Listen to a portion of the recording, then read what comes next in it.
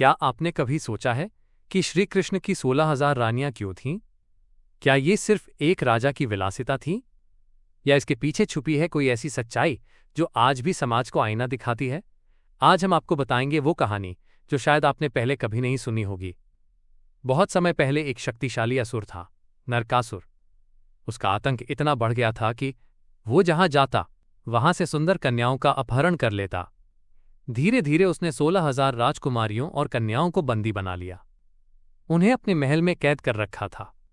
उनका जीवन एक जीता जागता नरक बन चुका था। उनकी चीखें, उनकी पीड़ा कोई सुनने वाला नहीं था।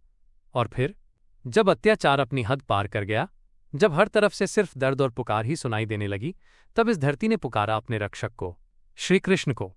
श्री कृष्ण अपनी पत्नी सत्यभामा के साथ सीधे नरकासुर के राज्य की ओर बढ़े।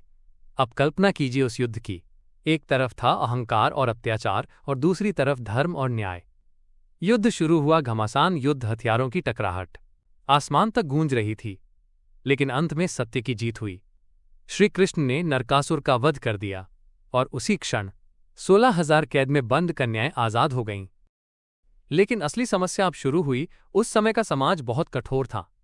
जो स्त्री किसी दूसरे पुरुष के घर में रही हो, उसे समाज स्वीकार नहीं करता था।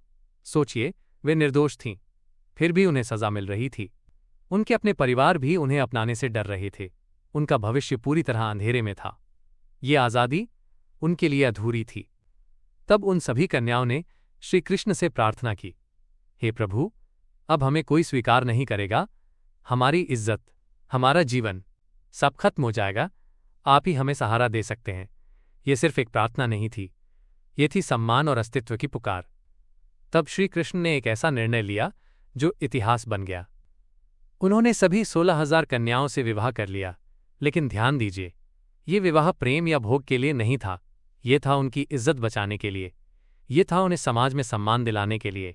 ये था धर्म की रक्षा के लिए। ये एक राजा का नहीं, बल्कि एक भगवान का निर्णय था।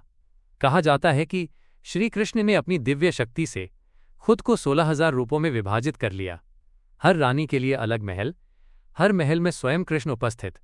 ये कोई सामान्य बात नहीं थी, ये था ईश्वरीय शक्ति का चमत्कार। तो अगली बार जब कोई कहे कि कृष्ण की 16,000 रानियां थीं, तो उसे ये जरूर बताना, ये कहानी भोग की नहीं, ये कहानी है सम्मान, करुणा और धर्म की। अगर आपको ये सच्चाई जानकर आश्चर्य हुआ, तो वीडियो को लाइक करें और ऐसे ही अद्भुत रहस्यों के लिए चैनल को सब्सक्राइब करें।